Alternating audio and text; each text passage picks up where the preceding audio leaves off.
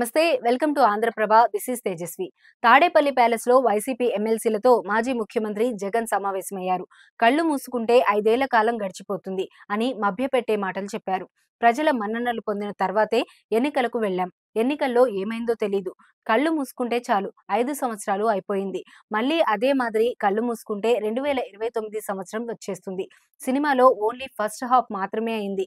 ఇంటింటికి మనం చేసిన మంచి ప్రజల్లో ఇంకా బతికే ఉంది. కాబట్టి మనం మళ్ళీ పైకి లేవడం తథ్యం. కాకపోతే కొంచెం సమయం పడుతుంది.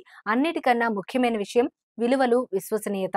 రాజకీయాల్లో ఈ పదాలకు అర్థం తెలిసి ఉండడం చాలా అవసరం. విలువలు, విశ్వసనీయత లేని మనిషిగా రాజకీయాలు చేద్దామా? లేదా కష్టాలు వచ్చినప్పుడు వాటిని ఎదుర్కొని హుందాగా నిలబడి 5 సంవత్సరాలు కళ్ళు మూసుకుంటే మళ్ళీ మన ప్రభుత్వం వస్తుందని గుర్తుపెట్టుకుని అడుగులు వేద్దామా అన్నది కూడా ఆలోచన చేసుకోవాలి అని జగన్ వ్యాఖ్యానించారు.